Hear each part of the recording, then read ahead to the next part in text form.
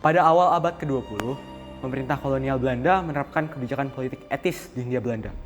Kebijakan yang diterapkan itu didasarkan atas dasar hutang budi, di mana Belanda sebelumnya memperoleh keuntungan secara besar-besaran setelah menerapkan hukum-hukum seperti tanah paksa. Salah satu aksi nyata yang mereka lakukan adalah memberi akses untuk edukasi kepada penduduk Bumi Putra. Oleh sebab itu, muncullah kaum elit Bumi Putra yang mengenal rasa nasionalisme yang dipengaruhi oleh faktor eksternal.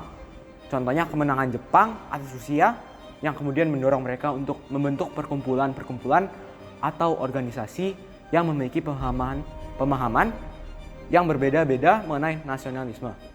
Salah satunya itu adalah ISDV. Indie Social Democratische Vereniging (ISDV) atau Persatuan Sosial Demokrat Hindia didirikan oleh sekelompok mahasiswa Belanda yang dipimpin oleh Henk Snifflet di Belanda pada 9 Mei 1914. Pada awalnya, ISDV bukan merupakan sebuah organisasi politik, melainkan hanya sebagai sebuah klub diskusi bagi anggota-anggota Sosial Demokratis Arbeiderse Party atau SDAP atau Partai Buruh Sosialis Demokrat di negeri Belanda yang tinggal dan bekerja di Hindia Belanda.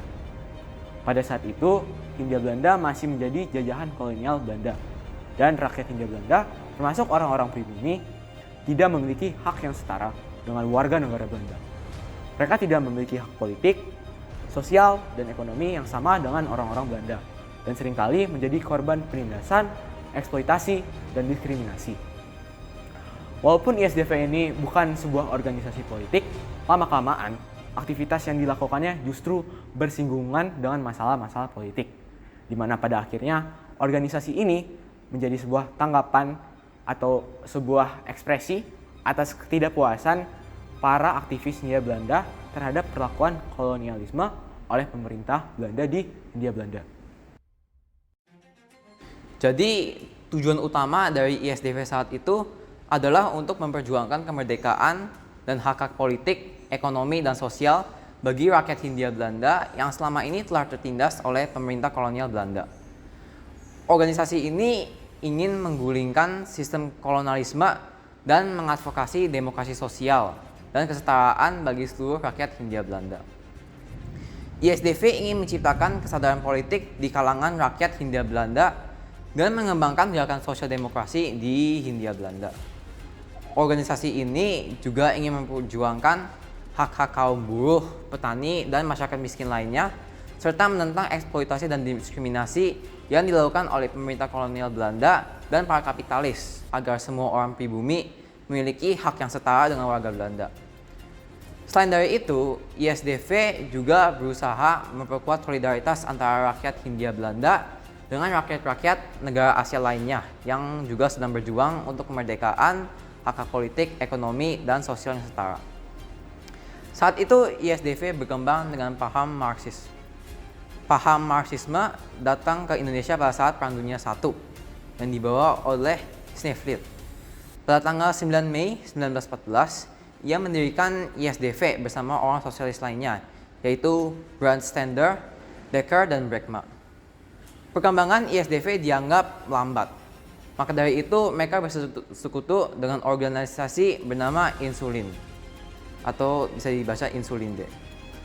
Persekutuan ini nampaknya tidak membuahkan hasil dan tujuan ISDV itu nggak bisa tercapai. Maka dari itu bubarlah persekutuan antara keduanya. Selanjutnya ISDV bersekutu dengan Sarekat Islam, salah satu partai terbesar di Jawa yang beranggotaannya berisi orang-orang Muslim. Snifflet berhasil menyusup dan menginfiltrasi ke dalam kubu SI dengan cara bertukar keanggotaan antara SI dan ISDV.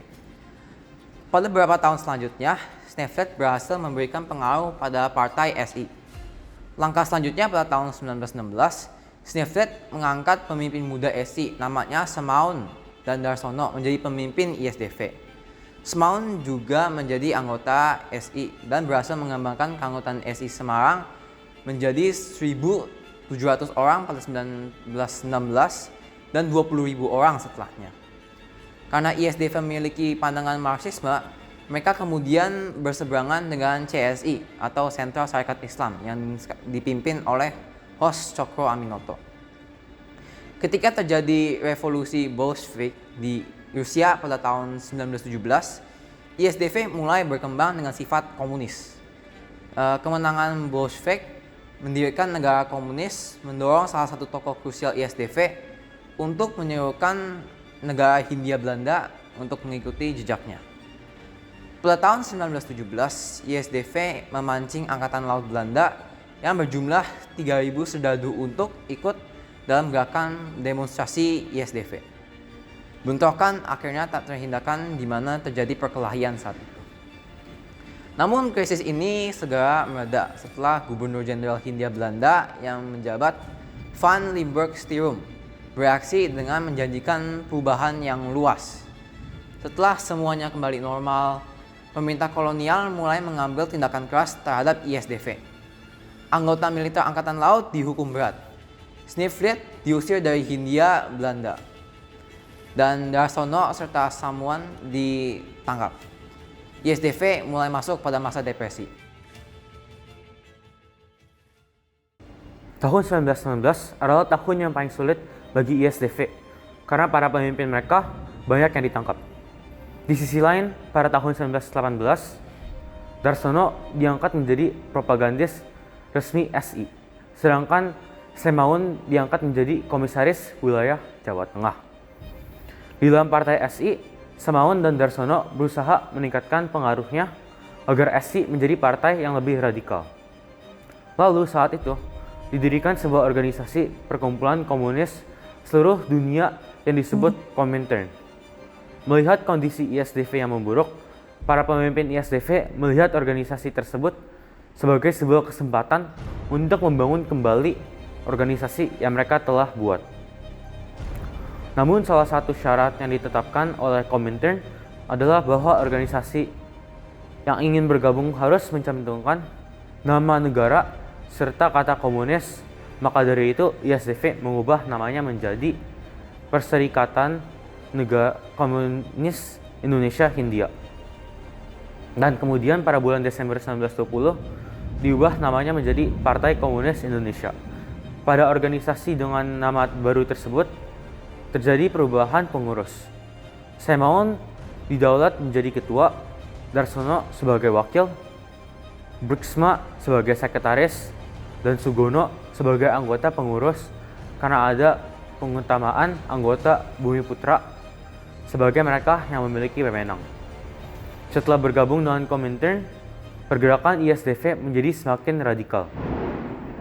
Dan anggota-anggotanya mulai menentang atau melanggar secara langsung perintah-perintah pemerintahan Belanda. Dan mencapai puncaknya pada tahun 1926 di mana mereka melakukan sebuah pemberontakan. Pada dasarnya, ISDV telah menjadi sebuah organisasi yang menunjukkan semangat kebangkitan nasional oleh para pemuda-pemuda bangsa. Dari perjuangan ISDV, ada nilai-nilai yang bisa kita ambil dan terapkan di dalam kehidupan kita sehari-hari. Nah, yang pertama adalah nilai solidaritas. ISDV memperjuangkan hak-hak seluruh rakyat Hindia Belanda, termasuk kaum buruh, petani, dan masyarakat miskin lainnya. Solidaritas dan persatuan di antara mereka sangat penting dalam memperjuangkan hak-hak yang sama dan setara.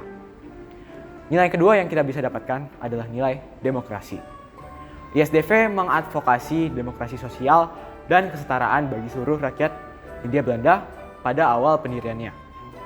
Partisipasi politik dan hak-hak demokratis yang sama penting untuk menjaga kemerdekaan dan hak asasi manusia. Nilai ketiga yang bisa kita dapatkan adalah nilai keadilan. ISDV menentang eksploitasi dan diskriminasi yang dilakukan oleh pemerintah kolonial Belanda dan para kapitalis. Keadilan sosial dan ekonomi bagi seluruh rakyat sangat penting dalam menciptakan masyarakat yang jauh lebih adil. Nilai keempat yang bisa kita dapatkan adalah nilai kepemimpinan atau leadership. ISDV dipimpin oleh tokoh-tokoh politik yang berani dan visioner dalam memperjuangkan hak-hak rakyat. Kepemimpinan yang berkualitas dan integritas dapat membawa perubahan dan dampak yang positif bagi masyarakat. Terakhir, nilai yang didapatkan adalah perjuangan. ISDV berjuang dengan gigih untuk memperjuangkan hak-hak rakyat yang selama ini terabaikan.